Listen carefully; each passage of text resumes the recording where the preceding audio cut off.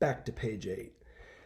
What matters for us here is Lacan's claim that the production of objet A, object little a, as an algebraic symbol for the experience of lack, not loss, the experience of lack, plays out around surplus enjoyment.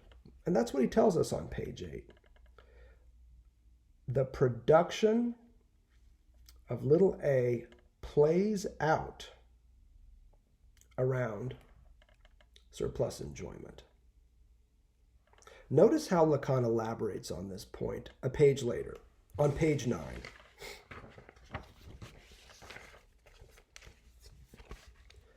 I'm looking at the first full paragraph here on page 9, where he says, "This is what is well and truly at stake here."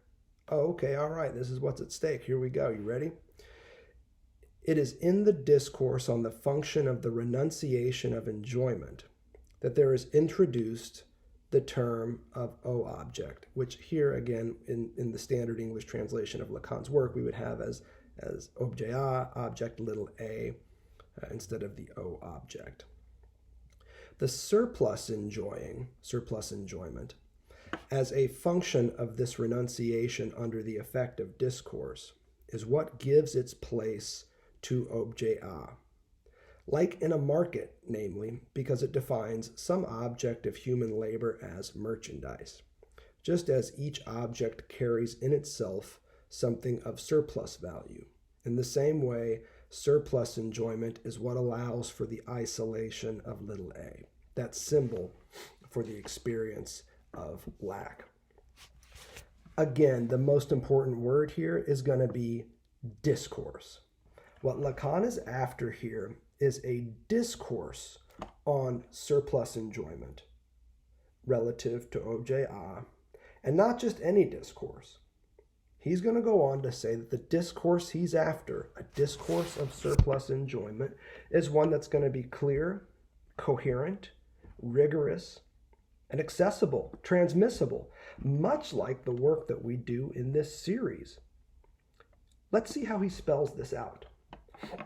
If we back up a little bit and return to the intervening paragraphs between that last bit about the playing out and the bit we just read about the discourse that Lacan is after, you see him at the bottom of page 8 telling you what this discourse would look like, what he's trying to get at here. Let's take a look at the bottom of page 8. He first starts with the hypothesis. And if you're paying attention to what's happening here, what we're getting after is a way of developing theory in a Lacanian tone. And it's the kind of theory that he would suggest we pursue. And let's hear exactly how he spells this out. First comes a hypothesis. I stated, the signifier is what represents the subject for another signifier. It's in italics. It's an important utterance. It dates from the early 60s. It's not the first time he has said this. Check the Subversion of the Subject essay and check our podcast on this as well. But here's the hypothesis. I stated, and pow, there's the hypothesis. The signifier is what represents the subject for another signifier. Now, Lacan wants to develop a discourse around this hypothesis, to really tell you what he means while he's working on this, and to show what it might look like to do the type of psychoanalytic theory that he suggests, or at least to lead up to the type of theory he suggests at the start of this opening session in Seminar 16. This, like every correct definition, namely, is required. So you've got a correct definition. There's an aspect of correctness here. It is required that a definition should be correct and that a teaching should be rigorous. So make sure your definitions are correct and that your teaching is rigorous. And in the field of Lacanian psychoanalysis, you talk about the lack of rigorous teaching. It's there. It's apparent. Thankfully, there is enough rigorous stuff out there to help all of us along in what is already a pretty damn rigorous body of work. It is quite intolerable at the moment when psychoanalysis is called on to give to something that you must not think that I intend to elide, to the crisis that traverses the relation of the student to the university. It is unthinkable that one should respond by the statement that there are things that one cannot in any way define in a knowledge.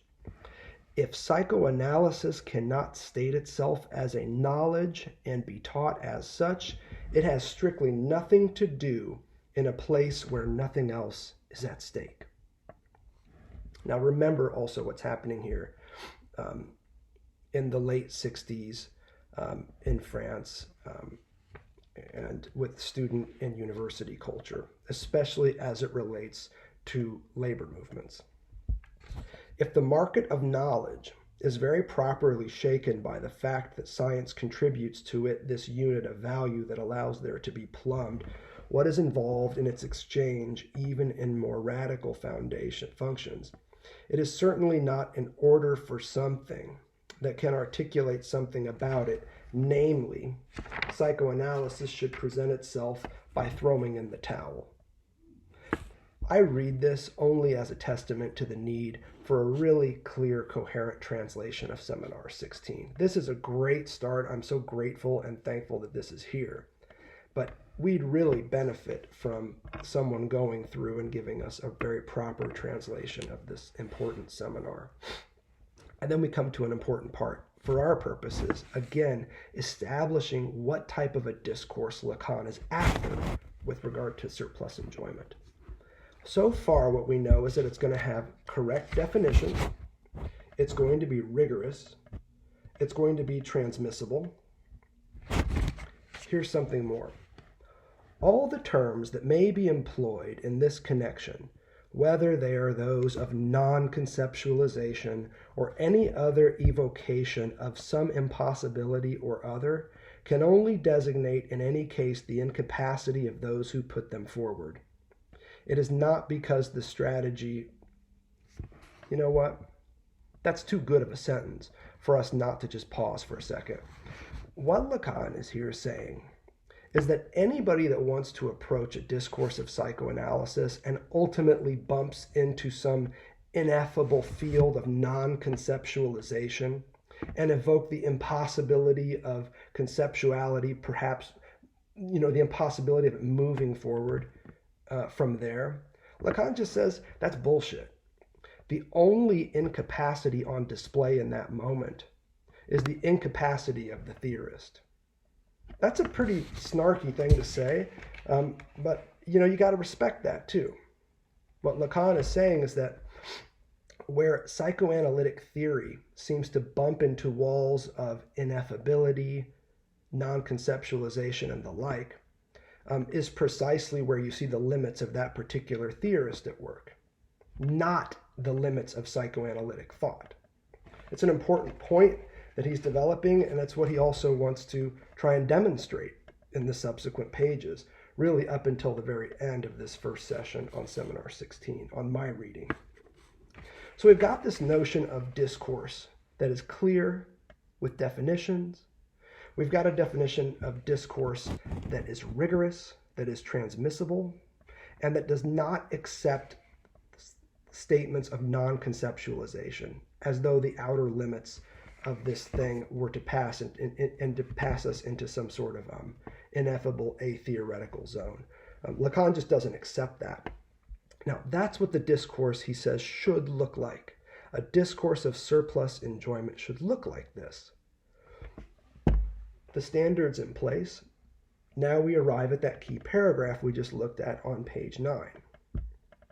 And if you move forward with this paragraph, you see Lacan again starting to do the very same discourse theoretical work that he says should be done. He's trying to enact some of these very standards that he claims too many people violate or fail to live up to, and so forth.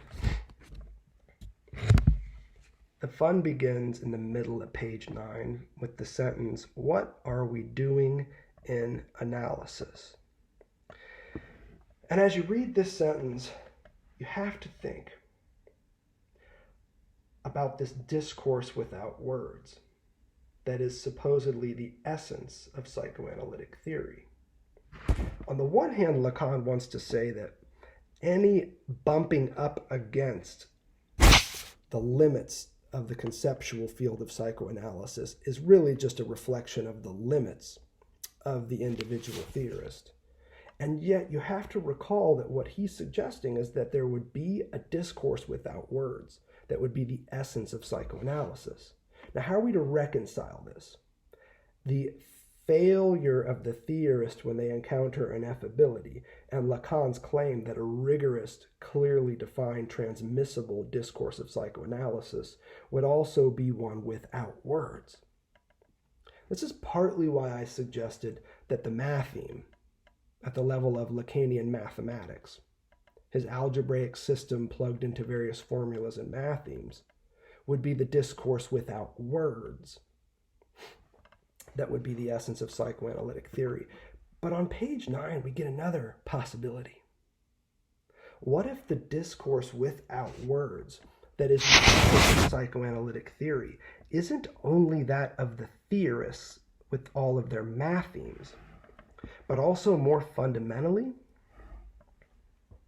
that of the analysand in all of their slips, stutters, stammers, hesitations, ums, uhs, and the like. Notice how he sets this up on page 9, middle of the page. What are we doing in analysis if not establishing by the rule a discourse of such a kind? So there it is again. Psychoanalysis establishes a discourse that is rigorous, clearly defined, transmissible, so on and so forth. A discourse of such a kind that the subject suspends what on it? Precisely his function as subject. Namely, that he is dispensed from sustaining his discourse with an I say, because it is a different thing to speak and to posit, I say what I have just stated. Now, what Lacan's working here is this very classic distinction in his thought at this point between an enunciating subject and a grammatical subject. The enunciating subject is the subject that speaks, that part of us that is embodied, that is impulsive, and so forth, if you want to be simplistic about this. And then there's this grammatical subject, the part of us that is spoken, that exists at the level of language, at the level of the sentence, and so forth. Let's see how this works through his paragraphs here on page 9. The subject of the statement says, I say, says, I posit, as I do here in my teaching. I articulate this word. It is not poetry. I am saying what is written here, and I can even repeat it, which is essential, in the form in which, by repeating it, to vary it, I add that I have written it. Again, don't trip about all this. What he's trying to work at is two different aspects of the living subject. One that is embodied and that speaks, and another that is sociolinguistified, that is spoken, that exists at the level of the utterance, at the level of grammar, if you will. Here then is the subject dispensed from sustaining what he states. It is then in this way that he is going to come to this purity of the word, this full word of which I spoke in a period of evangelization, it has to be said, for the discourse called the Rome Discourse. So Lacan is here referring back to his first of several Rome discourses, and arguably the most important one from the mid-50s, his essay on the field and function of speech. This is very much the manifesto of Lacanian psychoanalysis. And this is also where I think secondary scholars that are philosophers in their own right, such as Alain Badiou, go a little bit off track.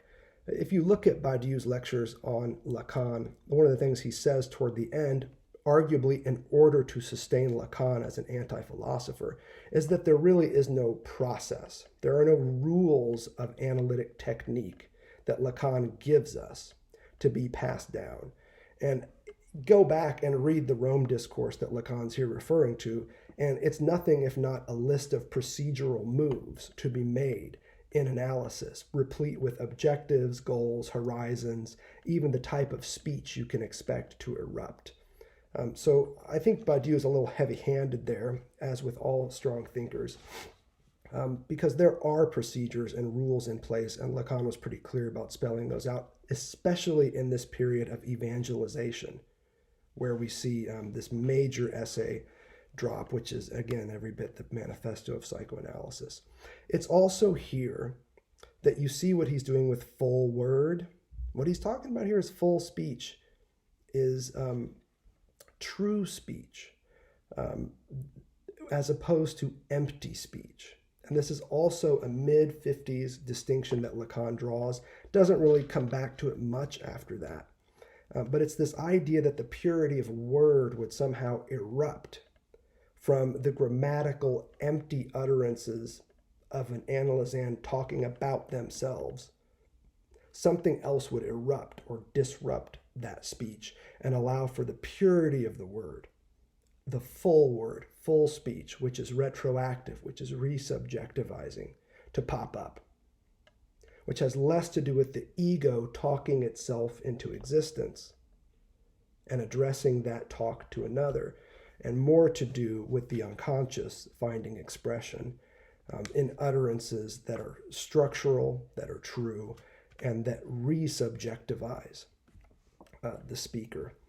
Again, though, all this really amounts to is a distinction between the enunciating subject, the source of the full word, and the grammatical subject, which is always spoken in empty speech or empty words. It's a terrific move that he's making. It's a classic one. And in terms of theory building, you can see how Lacan is doing this. He starts by telling you what a good theory looks like. And then he dips back into his earlier work and starts scaling up an earlier model that he was working with. Here, the split between the enunciating subject and the grammatical subject.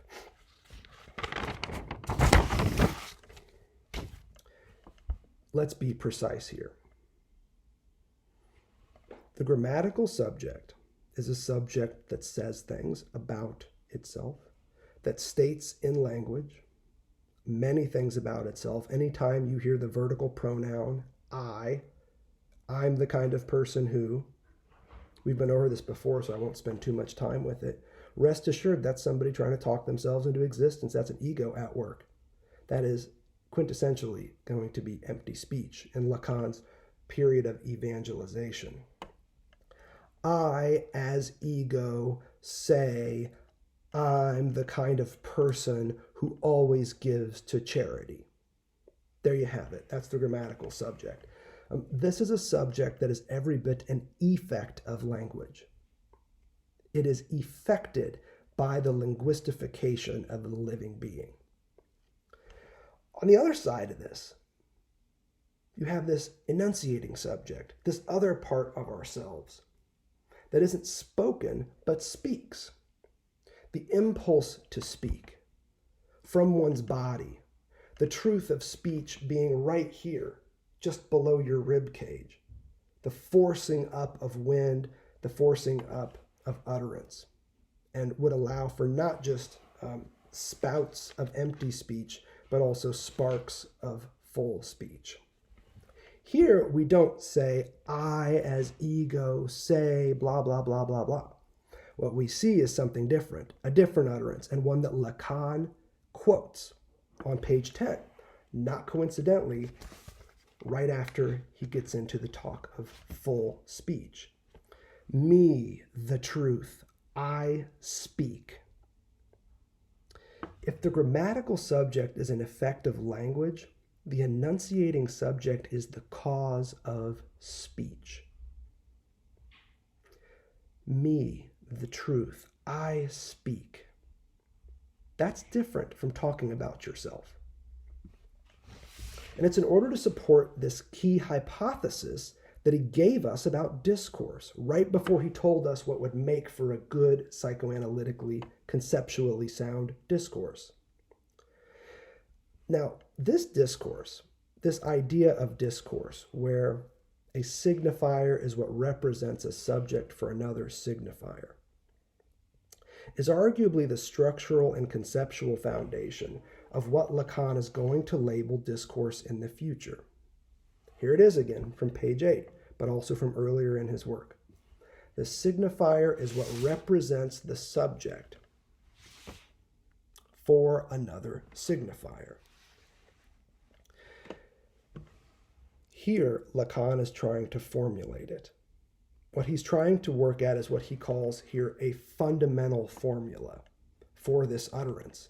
And if you've studied Lacan before, you've probably seen this formula as well.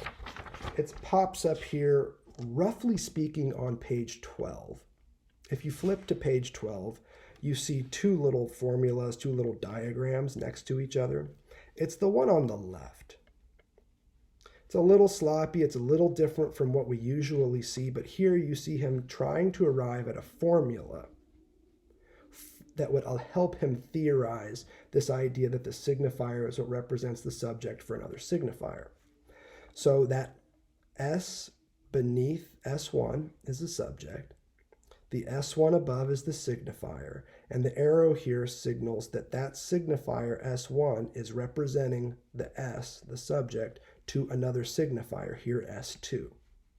It's an early, rough formulation. I wonder how closely this diagram mirrors that which Lacan had on the board in 68 when he's working this. But I would argue that what you see happening here is the early stages of a discourse without words on surplus enjoyment. Early stages. What else do you see in this diagram but the beginning of a discourse without words, and in fact the very structural beginning of what Lacan in 17 is going to understand as a discourse, as the starting discourse of his discourses, namely that of the master. It's not coincidental here. Now let's see if we can say a little bit about these entities, slowing down as we like to do. That S1 that you see on page 12, this is like the master signifier. If you needed a place for the grammatical subject, you would put it there. This stating subject, the subject that's always spoken that we just addressed, this would go in the category of S1. The enunciating subject would go underneath in the S, not numbered, the S that we would usually draw with a bar through it. Here we see the subject. Here are some things Lacan tells us about this subject in 16. This is she who vanishes as soon as she appears. The enunciating subject vanishes as soon as the grammatical subject pops up. Here we see from Seminar 11 forward this theory of aphonesis. It's not the first place we've seen it. It pops up even in Seminar 3. But it's really in 11 that Lacan develops this idea of aphonesis. Again, the subject here is the enunciating subject. And that important part here is that it vanishes as soon as it appears. Lacan says on page 10 that it is stifled, effaced, immediately at the same time as it appears. Again, it disappears in emerging. And then he says something really interesting. He says that this subject is produced by one signifier and extinguished by another. S1 produces that subject, but the subject is extinguished by S2. Now that's interesting. That strikes me as something new here. I could be wrong, but I think it's a pretty interesting move that he's making here. It's produced by one signifier and extinguished by another. Usually when we talk about this, what we're looking at is the way that in representing the subject, the signifier petrifies it, freezes it, bars it, places that subject under erasure. As soon as it appears in language, it disappears as itself. We're going to slow down even more here. In order to understand this simultaneous movement of vanishing and appearing, of production and extinction, let's first talk about the S1 in relation to the S2. What exactly is this stuff? The S1 in relation to the S2, the top components of this little formula you see on page 12. This is in many ways a math theme for Lacan's understanding of language. It wouldn't be a proper math theme because it doesn't have the little lozenge in there and so forth, but we could call it at least a formula. What this tells us is that the system of signifiers known as language is a differential system. It's not S1 and another S1. It's an S1 and an S2, and you could put an ellipsis at the end. 3, 4, 5, 6, 7. Language for Lacan is a differential system of signifiers. And the minimum difference that can be considered a language for Lacan is 2, an S1 and an S2. Now, languages are going to have way more signifiers than that, but you have to have at least 2, and their relationship has to be differential. They don't equal each other. There's a non-identity between the two. And the subject is what keeps slipping out, falling away from, being thrown under, sub jacere, if you read the Latin here. Jacere, to throw or to throw out. An object, for instance, is something that is thrown out, out, and jacere, to throw. The subject is something that is thrown under. Sub means under. The subject is constantly cast out and thrown under the differential system known as language. A differential system of signifiers, here represented by the relationship between S1 and S2. When Lacan marks S1 and S2 as a differential system of signifiers, let's not make any mistakes here, or at least make as few as possible. He's not just talking about how enunciating subjects in all of their bioanimality are at once represented and effaced by grammatical subjects in all of their socio-linguistified abstractions. Lacan is theorizing language again, and he's theorizing it as a differential system of signifiers. I can't say this enough. In fact, I get tired of saying it because, damn, but it's worth saying every single time. And the example, choose what you will. Today it's been coffee cups, so let's stick with the coffee cup. If you look up coffee cup in the dictionary, you're not going to see a definition that says coffee cup. You're going to see something like a container that can hold fluids that are hot, made for manual handling. You're going to see, in other words, a bunch of other signifiers that are part and parcel to understanding the meaning of coffee cup, but that are not themselves identical to coffee cup. They don't equal coffee cup. Coffee cup does not equal round. Round is an attribute of coffee cup. And you can have coffee cups that are square, that are triangular, and so on and so forth. It doesn't have to be round. My point is that when you look up any word in the dictionary, you're going to see a lot of different signifiers. Now, there's nothing new about this. This is Saussurean linguistics. It's Lacan adapting this, and it's something that many of you have probably already heard before. So I'll spare you the run-through. But it's important to reiterate that as Lacan is developing this discourse of surplus enjoyment, at the same time, he's operationalizing a theory of language that he's been working with for a while now. And it is, again, language as a differential system of signifiers,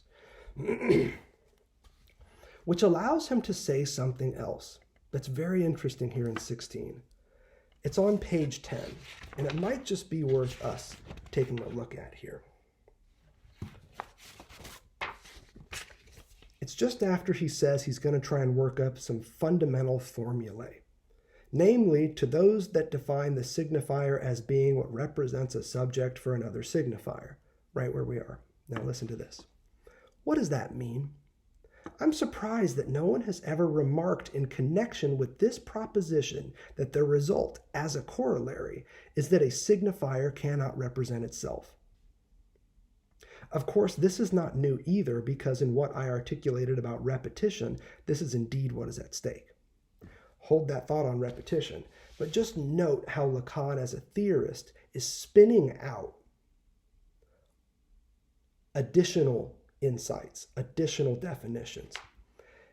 If language is a differential system of signifiers, we can also assume that one signifier cannot represent itself.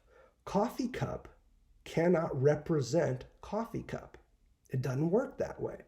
Coffee cup as a signifier points to other signifiers, the differential relation between which allows for coffee cup to attain a certain meaning. Now, what Lacan is here saying is, here in 68, nobody had come along and developed that insight. Who knows if that's true? Lacan also famously said that he was often waiting for some women psychoanalysts to develop something with his thought, even though many of them were in the audience and had already done pretty great shit with his work. So who knows if this is true? I'd love to hear from you all on this. But it's another great move in Lacan's thought. Once you get the system rolling, the theory developing, and the formula popping, you can start spinning out adjacent truths, adjacent insights. Here is just one of them. But there's more at stake here than linguistics. What's at stake, as Lacan suggests, just after this adjacent truth, is a theory of repetition. And you've heard me before tell you that this is what is at stake at this stage in his thought. A robust, rigorous, transmissible theory of repetition. It starts popping on page 10. It starts popping on page 11.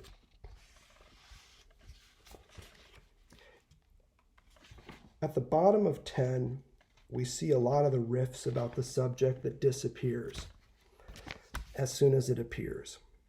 At the top of 11, we get a pretty profound little statement on the loss of identity that attends this disappearance. And then we get this statement that this is what Freud's theory about repetition designates, as a result of which nothing is identifiable from the recourse to enjoyment, in which by virtue of the sign something different comes to its place, namely the stroke that marks it. Nothing can be produced there without an object being lost in it. Now that is a really convoluted sentence, but it need not be one that slows us down too much. We've talked about repetition before. In fact, I dare say there's not even a series in lectures on Lacan where the topic of repetition has not come up. So I'll be brief and categorical. An entity or event can only be repeated at a later date. This is true of repetition. In a future relative to its present moment, when it will have become the origin of a repetition, and a lost origin at that, because it will have become no longer. Hence the disappearance of the subject as soon as it is repeated or represented at the level of the signifier. Let me say it again. An entity or an event can only be repeated at a later date, in a future that's relative to its present, when it will have become the origin of that repetition, and a lost origin, because the present in which that entity was is no longer relative to the present in which it is repeated. Now, if you've heard us theorize repression, you know exactly what we're talking about here. It's the symptom that marks the primal scene. It's the return of the repressed that marks the truth of repression. They're two sides of the same page. For us here, the important element is this. Repetition for Lacan is a retroactive process. An entity cannot be repeated. It's not a repeated entity. Hell, it's not even... An entity is not repeated until it's repeated. is one way to arrive at this.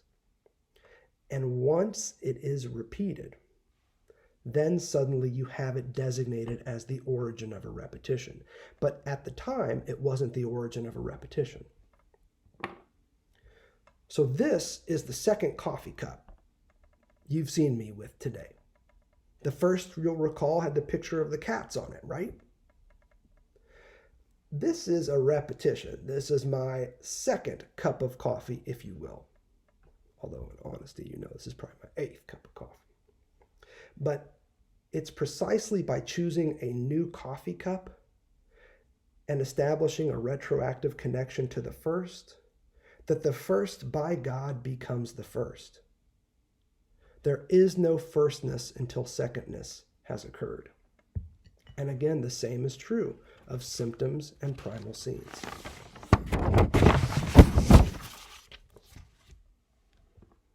Let's return to this bit about the enunciating subject and the grammatical subject. See if we can straighten this out.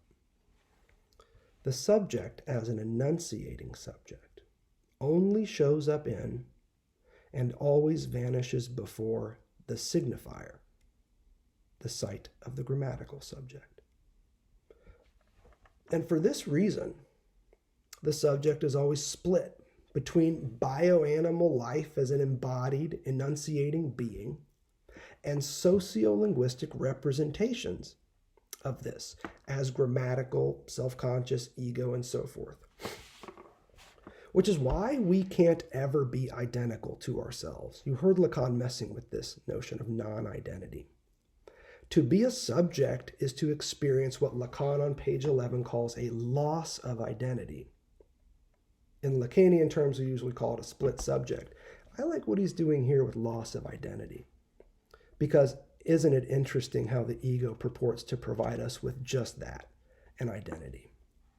The identity of the subject is always lost because the subject is always thrown under subjecere, something else, something other than ourselves, but that is also the very condition of possibility for ourselves. Here, a signifier. The subject doesn't exist without the signifier. And the signifier is the very thing that extinguishes the subject as soon as it marches it into existence. Now, the symbol for this loss of identity in Lacanian algebra is little italicized a. Little a marks the experience of lack. Notice how it works here. It doesn't designate the subject. For the subject, we have the S with a bar through it. What it designates is the bar that divides the subject. Enunciating subject, grammatical subject, and this third element, which is the minimum irreducible difference between those two aspects of the self. Little a is the bar that structures and maintains the differential relationship. It is the differential relationship. It is the remainder of the disjunction between enunciating subjects and grammatical subjects. That's what little a allows us to talk about. It is structurally absent from the disjunction that's constantly being managed between your enunciating subject and your grammatical subject. That's why we need a special term for it, because it's really tough to wrap our heads around. Little a is little a absent from that disjunction. It's constantly falling out from the disjunction and structuring it at the same time, which is partly why it's so damn elusive. Again, we've spent time with this, so I'm not going to mess around too much with it. You also see little a represented in that kind of rudimentary formula on page 12 we were just working with. It's the bar between S1 and S. That's little a. Little a allows us to talk about this third element that is the differential relationship here between the signifier and the subject it represents. How in the fuck does this relate to repetition? That's the question. Here it is. I want to be brief and categorical because, again, we're at the very start of this seminar. Because the signifier is only ever adequate to the socio-linguistic aspects of the subject, the grammatical subject, it fails at some level to encompass, to represent the bioanimalistic aspects of us, which are also there. To say nothing of the differential relationship between these two parts of self. The signifier just fails to fully represent the enunciating subject and its differential relation to the grammatical subject. It never exhausts these referents. And as such, it always leaves something more to be represented, which in turn calls for more signifiers. In other words, repeated significations. What connects this theory of discourse to Lacan's more fundamental theory of repetition here is the fact that signifiers fundamentally fail in their effort to represent subjects, always leaving something more to be represented. And because they leave something more to be represented, you have to ask yourself, what would it require for that something more to find its way into signification? Another signifier. That signifier, though, is also inadequate. It might represent more, but it always leaves something more to be represented, requiring another signifier. The signifiers multiply. These are repeated significations. But the type of repetition that's happening here is not mathematical. It's not 1 equals 1 equals 1 equals 1 equals 1 equals, no. Lacan's emphasis is on a differential system of language. And that carries through to his theory of repetition. Repetition for Lacan is always repetition with a difference. Repetition as a phenomenon, it doesn't exist. Kierkegaard figured that out a long time ago. It's always repetition with a difference for all the Deleuzians out there. And Lacan is keenly aware of this. It's part and parcel, in fact, of his theory of language as a differential system of signifiers. Each signifier is a repetition with a difference of the other signifiers to which it's related. So what's all this got to do with surplus enjoyment? It's the new concept that Lacan's developing here in 16. Let's see how it figures here at the end of his first session in seminar 16, as Lacan is introducing this notion of surplus enjoyment. Check out the woefully incomplete statement on page 12. Could be great, will be great, but for now, it's just kind of like an incomplete sentence. Check it out. It's right about in the middle of page 12. It begins, once any signifier whatsoever. Notice these move. Once any signifier whatsoever in the chain can be put into relation with what is nevertheless only an object, namely, what is fabricated in this relationship to surplus enjoying, in this something that is able through the opening of the operation of the organism to take on the figure of these vanishing entities that I have already given the list of, which go from the breast to dejections, and from the voice to the look, the fabrication of the discourse of the renunciation of enjoyment. This is one of those sentences that would have to go back and we'd rework it, chop it up, return to the French, retranslate it, bring it forward. This is not all entirely off. If you go back and consult the French, a lot of the terms line up. Maybe this is just Lacan sounding a little bit off. There's some good shit though in here. And so I want to focus on it, regardless of the fact, maybe even especially because the sentence, if it is a sentence, is so damn illegible. All right, look at that diagram again on page 12. What you see as you move to the right and you see this S3 little lozenge in relation to O, if you know Lacan, this is the matheme for fantasy in a sense. He's working at a slightly different angle. What we see here in this S3 is a multiplicitous, many-parted, non-identical composite figure of the self, an S3. 3 parts at least in there. And it's going looking for another figure. It's searching out something else. Here represented by the O with the underline through it, which we know is little italicized A in the standard English translation of Lacan's work.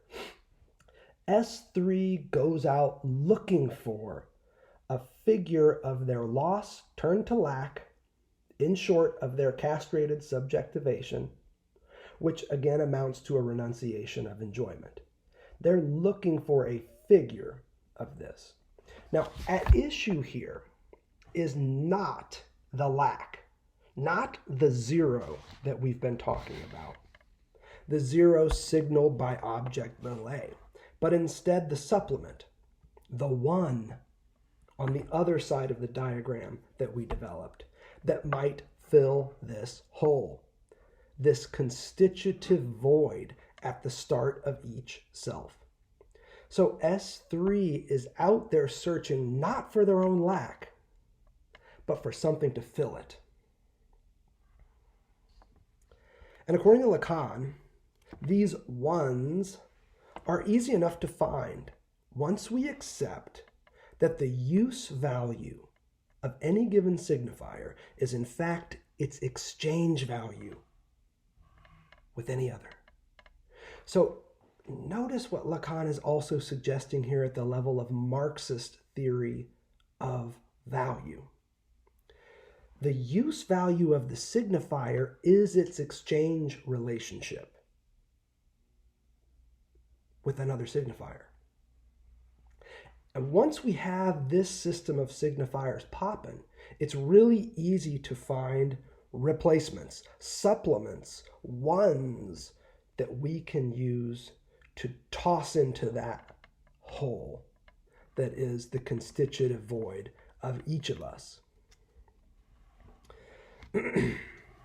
With each renunciation or prohibition of enjoyment, a figure of that enjoyment vanishes.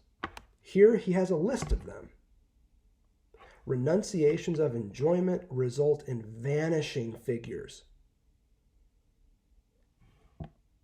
The breast, feces, the gaze, the voice. And each of these vanishing figures leaves an opening behind. What Lacan here designates as an opening of the operation of the organism. This is key. Surplus enjoyment occurs when we find something else, a supplemental figure, to insert into one of these openings at the level of the operation of the organism. Now you know what these openings are. This limited number of mouths across the human form, as Lacan once referred to it.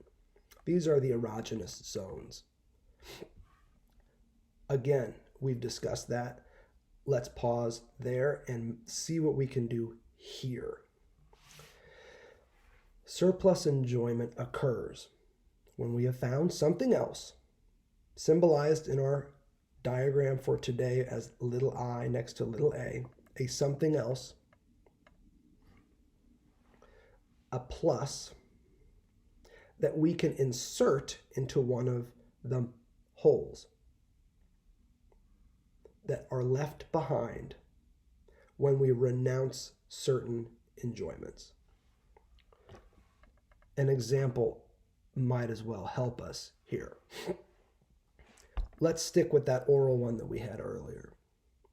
Nursing gives way to weaning, which marks a renunciation of the breast, which in turn transforms the lips into an erogenous zone, an opening that doesn't have anything to put in. This is an opening in the human form that is ready to receive something else, something more to fill it.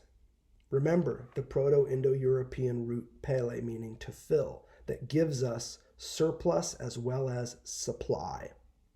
The imaginary object that is the phallus is the original supply, if you will, that the surplus of surplus enjoyment repeats. Now, this something else, something more, a plus that could be used to fill this opening, this gap, can be any number of entities.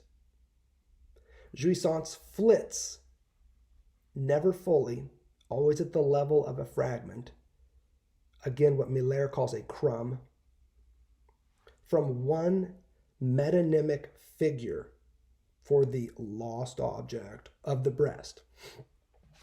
Let's generate a list. The breast recedes, and what comes in its place? The bottle, the thumb, the pacifier, the straw, the chewed fingernail, even the hangnail as you get older, the gum that you always have in your back pocket ready to go, the sucker, the cigarette, the cocktail, all of the things that mark the metonymic passage from one little I, little a to the next. The enjoyment afforded by each of these metonyms is surplus enjoyment. And let me say this in a categorical fashion. Again, because we're just at the start here. Who knows if this shit'll be true, but let's put it out there as a hypothesis. The use value of the supplement, little I, little a, belies its exchange value relative to the lack on which it operates. Here, that little a. Again, we're just messing around with the theories of value that Lacan here is also messing around with. The use value of a supplement belies its exchange value relative to the lack on which it operates. The pervert knows as much. Lacan says it himself on 13. Perversion knows this shit. The neurotic can't fathom it. The pervert knows that the use value of the supplement belies its exchange value relative to the lack on which it operates.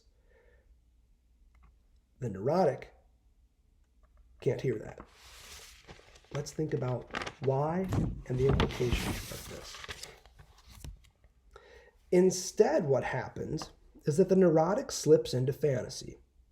Here again, you see a rudimentary form on page 12 of the Lacanian matheme for fantasy. I think it's kind of a smart one too, because it says the subject isn't just split. It very well specifies that it's multifarious. S3 here on page 12. This, of course, is precisely what the ego can't handle. And so it is tempted by the logics of fantasy.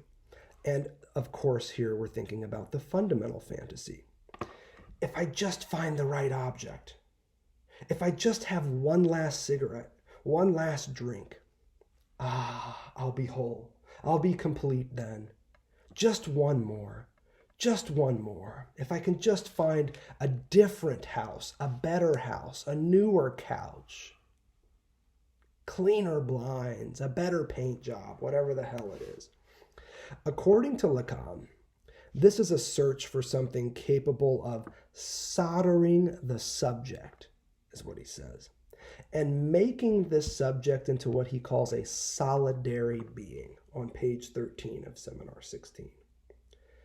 This, he says, would be a subject of all signifiers. This is the fundamental fantasy, is that if I just find the right supplement, I'll finally be healthy, whole, and complete. And not just that, but a subject of all signifiers, he says on 13. Now, what do we call this fantastical and non-existent field of all signifiers? It's the big other, capital O. Not only is the subject permanently, irrevocably other than themselves, but the overarching, omnivalent, totalizing entity by which they hope, beyond hope, that the opposite is true, is itself just as split, just as barred, just as incomplete, just as lacking, for all the reasons we've discussed, even by the sheer fact that the container is not among its contents. Selves and others, big and small alike, they're all inconsistent. This is Lacan's point. They are non-identical, and they are as non-identical to themselves as they are to each other. That's really the important part here. The fantastical subject of completion and the fantastical big other, they're non-identical to themselves just as much as they are to each other. But again, in the normative fields of subjectivity, where neurosis thrives, where most of us, if we're lucky, find ourselves, there, the hope is otherwise. And for Lacan, this hope, even and especially when on the apparent verge of fulfillment, is a trap. The only coherence afforded by surplus enjoyment is that of what Lacan says on page 14 is the subject qua ego. The only coherence and consistency afforded by surplus enjoyment is that of the grammatical subject, is that of the ego on display. Which brings us to the end of Lacan's opening session in Seminar 16. After much work, and in fact, it brings us right to the final paragraph he's working with on page 14.